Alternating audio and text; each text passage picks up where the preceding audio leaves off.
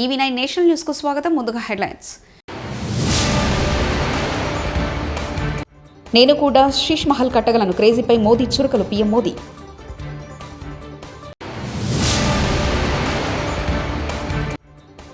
నూట 50 కేజీల పులిహోర డ్రై ఫ్రూట్స్తో వెంకటేశ్వర స్వామికి ప్రత్యేక అలంకరణ.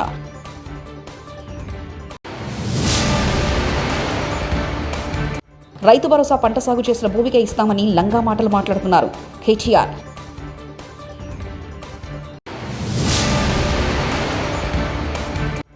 విజయవాడలో పుస్తక మహోత్సవం స్టాల్స్లో బుక్స్ను పరిశీలించిన పవన్ కళ్యాణ్.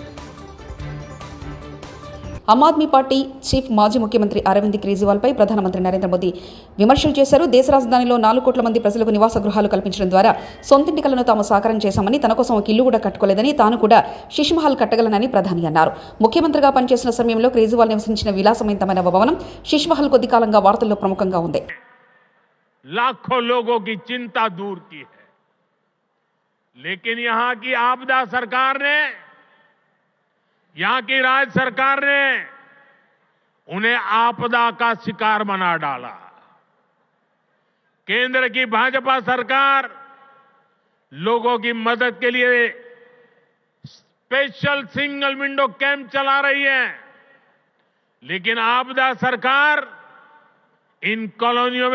ధనుర్మాస సందర్భంగా కాకినాడ జిల్లా తోని మండలం ఎస్సనవరం గ్రామంలోని ప్రసన్న వెంకటేశ్వర స్వామి ఆలయంలో స్వామివారికి పులిహోర డ్రై ఫ్రూట్స్తో ప్రత్యేకంగా అలంకరించారు.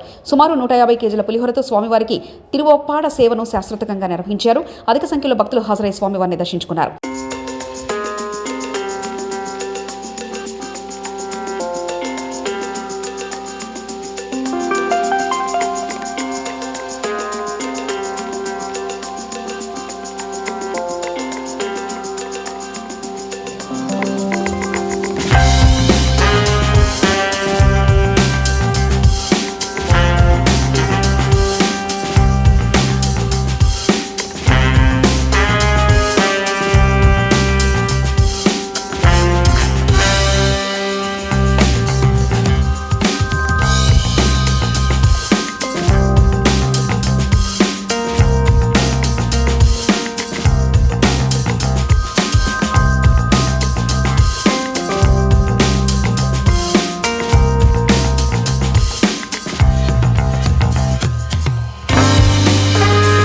విజయవాడలోని ఇందిరాగాంధీ మైదానంలో గురువారం ఏర్పాటు చేసిన 35వ పుస్తక మహోత్సవాన్ని ఏపీ డిప్యూటీ సీఎం ముఖ్య అతిథిగా హాజరై ప్రారంభించారు. స్టాల్స్లో పుస్తకాలను పరిశీలించారు. డబ్బులు 1 కోటి రూపాయలు ఇచ్చేయడానికి ఆలోచించను, కానీ ఒక పుస్తకం ఇవ్వాలంటే చాలా ఆలోచిస్తాను. అంటే పుస్తకాన్ని ఇవ్వాలి అంటే నిజంగా నా సంపదను ఇచ్చేసి, అంటే నా కర్ణుడి కవచకుండలాలు ఎలా కోసేస్తే బాధపడుతుందో నాకు తెలియదు, కానీ నా పుస్తకం ఇవ్వాలంటే మటుకు చాలా కింద మీద పడిపోతాను. ఇవ్వాలవుతుంది. అందుకని ఏంటంటే కొంతమంది అడిగినప్పుడు, ఈవెన్ నా పిల్లలు అడిగినప్పుడు కూడా వాళ్ళకి కావాలని ఇంకో కాపీ కొనిచ్చిస్తాను తప్ప నా పుస్తకాలు ఇవ్వడానికి ఇబ్బంది పడతాను. అంత మమకారం నా పుస్తకాలు. ఎందుకు ఇంత మమకారం అంటే, నా జీవితంలో ఎప్పుడు కూడా పుస్తకాలు అనేది, పుస్తక పఠనం లేకపోతే నేను ఏమైపోయేవాడిని అనిపిస్తాను. నేను ఇంటర్వ్యూని కూడా ఎందుకు మధ్యలో ఆపేశానంటే, చదువుకోలేక కాదు, మార్క్స్ తెచ్చుకోలేక కాదు, బాగా చదివేవాడిని. కానీ ఎందుకంటే నేను కోరుకుంటున్న చదువు పుస్తకాల్లో లేదు, క్లాస్ రూమ్లో లేదు. అందుకు నేను ట్యాగూర్ గారి ప్రేరణతోటి, అంటే రవీంద్రనాథ్ ట్యాగూర్ స్కూల్కి వెళ్ళకుండా ఇంట్లోనే కూర్చొని నేర్చుకున్నారంటే, అది నేను కూడా ప్రేరణ తీసుకొని ఆయనలాగే చెట్లు చేమలు మొక్కలు చూస్తాం. మా దగ్గరికి అంత లగ్జరీ లేదు, పెద్ద ఉద్యానవనాలు లేవు. మాకుండా 2 రోజా మొక్కలతో కుండీలనే చూస్తాం. పుస్తకాలు పెట్టుకొని, క్లాస్ పుస్తకాలు పెట్టుకుని రోజా పువ్వులను చూస్తూ ఉండిపోయాడు. ఎట్లా ఎగ్జామ్స్ ఫెయిల్ అవుతుంది కదా, ఖచ్చితంగా చూస్తూ ఉంటాం. విజయవాడ పడమటలో గణపతి సచ్చిదానంద స్వామి ఆశ్రమంలో ముఖ్యమంత్రి నారా చంద్రబాబు నాయుడు గణపతి సచ్చిదానంద స్వామి ఆశ్రమంలో ముఖ్యమంత్రి నారా చంద్రబాబు నాయుడు ప్రసంగించారు.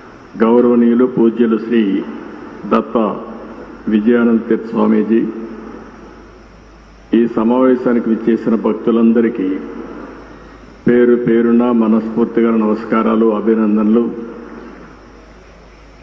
ఈరోజు స్వామీజీని ఇక్కడ నేను దర్శనం చేసుకోవడం నా అదృష్టంగా నేను భావిస్తున్నా. ఆయన ఆశీస్సులు తీసుకున్నా. ఆయన ఎప్పుడు కూడా ఒక మంచి మనసుతో ఆశీర్వదిస్తారు. సమాజం కోసమే ఆయన పనిచేస్తున్నారు. ఈరోజు ఆయన చెప్పిన మాటలు కూడా మీరు వింటే, ఆయన నేను కష్టాల్లో ఉన్నప్పుడు ఆయన పూజ చేసి నాకు దాన్ని ఆ ఫలితాన్ని ఇప్పుడు నా చేతికిచ్చారు. అంటే ఒక మంచి కోసం ఏ విధంగా ఆలోచిస్తారో స్వామీజీ ఒక ఉదాహరణ అని చెప్పి నేను మీకు అందరికీ తెలియజేస్తున్నా. వారి జీవితంలో మీరు చూస్తే దత్త క్షేత్రాలు పెట్టి అక్కడ భక్తుల కోసం అనేక సందర్భాల్లో రావడం.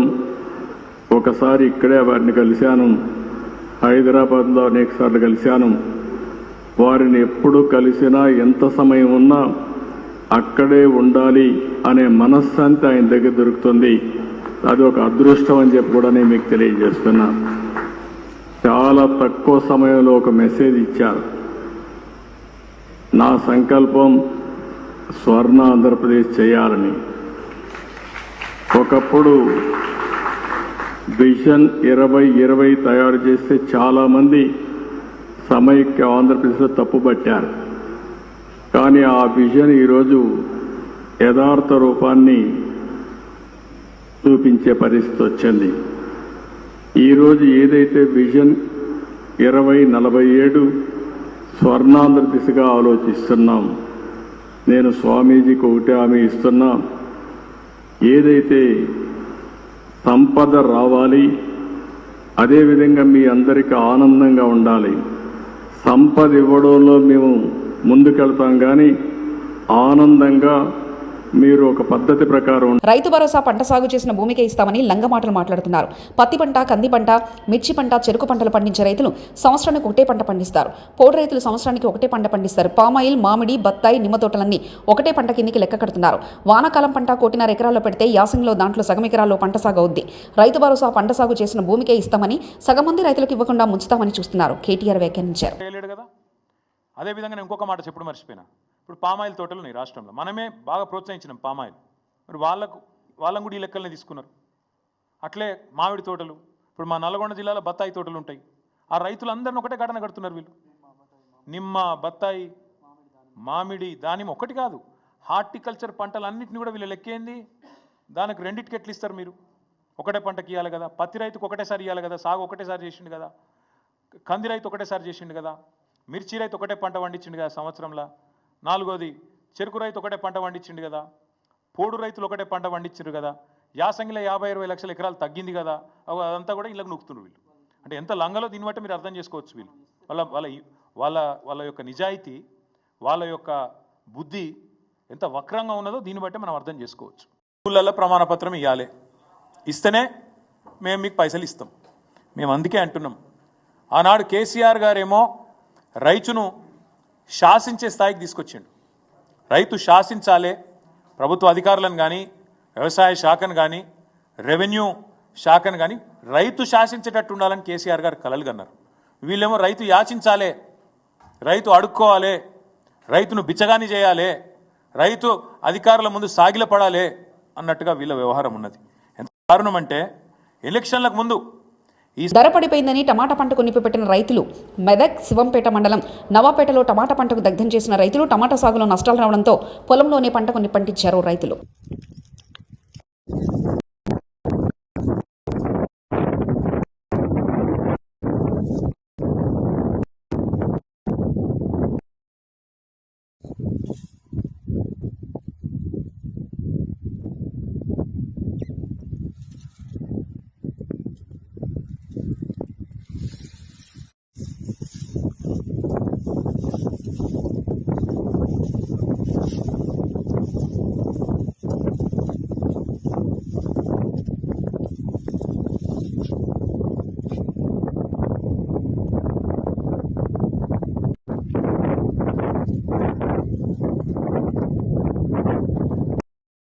మీకు తెలిసిన ఎవరైనా డ్రగ్స్ అమ్మడం, కొనడం, వినియోగించడం చేస్తుంటే వెంటనే తెలంగాణ యాంటీ నార్కోటిక్ బ్యూరోకి సమాచారం అందించండి ఎన్టీఆర్ వ్యాఖ్యానించారు. మన దేశ భవిష్యత్తు మన యువత చేతిలోనే ఉంది.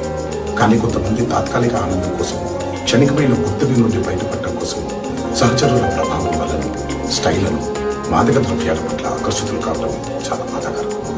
జీవితం అన్నిటికంటే విలువైనది. రండి, నాతో చేతులు కలపండి. డ్రగ్స్ రహిత సమాజం లక్ష్యంగా కొనసాగుతున్న తెలంగాణ ప్రభుత్వ సంకల్పంలో భాగస్వామ్యం అవ్వండి. మీకు తెలిసి ఎవరైనా డ్రగ్స్ అమ్మటం కానీ కొనడం కానీ వినియోగించడం కానీ చేస్తున్నారు, వెంటనే Telangana anti narcotics bureau phone number 8712671111కి ఫోన్ చేసి సమాచారం అందించండి. సూపర్ 6 అమలు గురించి వైసీపీ నేతలు అడ్డగోలుగా మాట్లాడుతున్నారు. ఎమ్మెల్యే యార్లగడ్డ వెంకట్రావు సూపర్ 6 అమలు గురించి అడ్డగోలుగా మాట్లాడుతున్న పరిస్థితి రాష్ట్రంలో ప్రజలందరూ చూస్తున్నారు. ప్రభుత్వం ఏర్పడి 6 మాసాలు మొన్నే దాటిన ఈ 6 మాసాల్లో సూపర్ 6 ఏం చేశారండి? సూపర్ 6ని 6 మాసాల్లో కంపేర్ చేయమని వాళ్ళని వైసీపీ నాయకుల్ని అడుగుతున్నా. మేము బహిరంగ చర్చకు సిద్ధం. నేనైనా వస్తా, టైము డేటు మీరు చెప్తే. లేదు మీరు రమ్మన్నా నేను వస్తా. గతంలో నవరత్నాలు 6 నెలల్లో ఎన్ని అమలు చేశారు?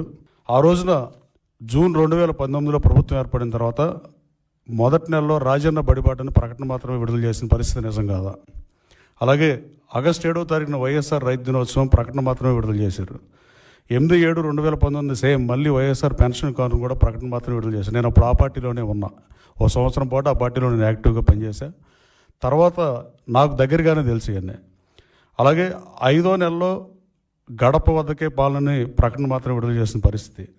వైఎస్ఆర్ కంటి వెలుగు పథకం ప్రారంభం మాత్రమే చేశారు. అలాగే దిశ పోలీస్ స్టేషన్ ఇట్లా ఇది చెప్తా ఉంటే కొన్ని చాలా ఉంటాయి. ఇది రాజకీయ విమర్శ కదండి, దీని వాస్తవాలు మాట్లాడాలి. రాజకీయ నాయకులు my word against your word లాగా మాట్లాడుకోవడం వల్ల ఈ రాష్ట్ర ప్రజలకు ఒరిగేది ఏమీ లేదు. నిజాలు మాట్లాడటం వల్ల నిజాలు నిగ్గు తేల్చేలా ఉండి చర్చ చేస్తే పరిష్కారాలు లభిస్తాయి. దేనికైనా ప్రజాస్వామ్యంలో ఏ సమస్యనైనా చర్చల ద్వారానే పరిష్కారం అవుతాయి. అలాగే తర్వాత వైఎస్ఆర్ నవోదయం అని అక్టోబర్లో 17వ తారీఖున పథకం ప్రారంభం మాత్రమే అయింది, కానీ నిజంగా జరగని పరిస్థితి. అలాగే 6వ నెలలో వైఎస్ఆర్ ఆరోగ్యశ్రీ ప్రకటిస్తే 6 నెలల తర్వాత ప్రారంభించిన పరిస్థితి. కేవలం అగ్రిగోల్డ్ బాధితులు కూడా టీడీపీ హయాంలో జరిగిందని మీరు విమర్శలు చేసి 8/11/2019 అది కూడా మాట్లాడిన పరిస్థితి. కానీ మీరు చేసింది ఏంటంటే, గత ప్రభుత్వం వైఎస్ఆర్ కాంగ్రెస్ పార్టీ అధికారంలో ఉన్నప్పుడు 250 రూపాయలు పెన్షన్ని ఫస్ట్ 6 మంత్స్లో పెంచారు. ఆటో డ్రైవర్లకి 10,000 రూపాయలు ఇచ్చిన మాట వాస్తవం. కానీ మా ప్రభుత్వం అధికారంలోకి వచ్చినాక, ఎన్డీఏ కూటమి అధికారంలోకి వచ్చిన తర్వాత పతనం అంచుకి ప్రభుత్వాన్ని, ఆర్థిక వ్యవస్థని దిగజార్చిన పరిస్థితి నిజం కాదా? 1950 తర్వాత నిన్న ఎప్పుడు అంటున్నారు మేము చేసిన అభివృద్ధి అంతా ఈ పార్టీ పాడు చేస్తుందని. మీరు చేసిన చిందామోహన్ కేంద్ర మాజీ మంత్రి, కాంగ్రెస్ పార్టీ సీనియర్ నాయకులు వాయిస్ కాన్ఫరెన్స్ ఎస్సీల వర్గీకరణ తీవ్రంగా ఖండిస్తున్నాం. ఏపీ ప్రభుత్వం తొందరపాటు చర్యలు తీవ్రంగా వ్యతిరేకిస్తున్నాం. పక్కనే ఉన్న ఏపీ కంటే పెద్ద రాష్ట్రమైన తమిళనాడులో ముఖ్యమంత్రి స్టాలిన్, కేరళలోని లెఫ్ట్ పార్టీల ప్రభుత్వం, ముఖ్యమంత్రి విజయన్లకు లేని ఆలోచన ఏపీలో ఎందుకు వచ్చింది? తమిళనాడు, కేరళ రాష్ట్రాల మధ్య ముఖ్యమంత్రులు సుప్రీంకోర్టును జడ్జిమెంట్ కాపీలను బుట్టలో పడేశారంటూ వ్యాఖ్యానించారు. ఆంధ్రప్రదేశ్ ప్రభుత్వం చేస్తున్నటువంటి చర్యలను నేను ఖండిస్తున్నా. తొందరపాటు చర్య ఇది, తొందరపాటు చర్య. పక్కనే స్టాలిన్ చేయటం లేదు ఎందుకు? ఇక్కడ తమిళనాడు పెద్ద రాష్ట్రం, మరి తమిళనాడులో లేనటువంటి ఆలోచన ఇక్కడ ఎందుకు వచ్చింది అని నేను అడుగుతున్నా సున్నితంగా, సూటిగా. కేరళలో కూడా వాళ్ళకు కూడా జడ్జిమెంట్ కాపీ వచ్చింది. ఆ జడ్జిమెంట్ కాపీ పైన లెఫ్ట్ పార్టీస్ విజయన్ను స్పందించలేదు, తీసి పుట్టలో పారేశాడు. మరి ఇక్కడెందుకు చంద్రబాబు నాయుడు దీనిపైన కమిషన్ వేయడం, ఏకసభ్య కమిషన్? ఇది తప్పు. హిందూ ఆలయాలకు స్వయం ప్రతిపత్తి ఇవ్వాలనే డిమాండ్తో దేశవ్యాప్తంగా హైందవ శంఖారావం సభలు నిర్వహిస్తున్నట్లు విహెచ్పి గోకరాజు గంగరాజు వెల్లడించారు. శుక్రవారం మీడియాతో మాట్లాడుతూ విజయవాడకు సమీపంలో కేసరపల్లిలో హైందవ శంఖారావం నినాదంతో భారీ బహిరంగ సభ నిర్వహిస్తున్నామని, 30 ఎకరాలలో ఈ సభ పార్కింగ్ ఏర్పాటు చేశామని తెలిపారు. బస్సులు, రైళ్లలో లక్షల మంది ఈ సభకు తరలివస్తున్నారని, ఆంధ్రప్రదేశ్ నుంచి శంఖారావాన్ని పూరించి సభలకు అంకురార్పణ చేస్తున్నామన్నారు. జనవరి 5న మధ్యాహ్నం ఈ సభ ప్రారంభమై సాయంత్రం వరకు జరుగుతుందన్నారు. నేను కూడా శీష్ మహల్ కట్టగలను, క్రేజీపై మోదీ చురుకలు. పీఎం మోదీ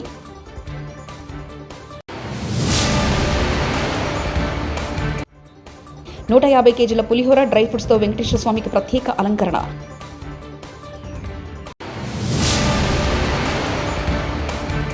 రైతు భరోసా పంట సాగు చేసిన భూమికే ఇస్తామని లంగా మాటలు మాట్లాడుతున్నారు కేటీఆర్.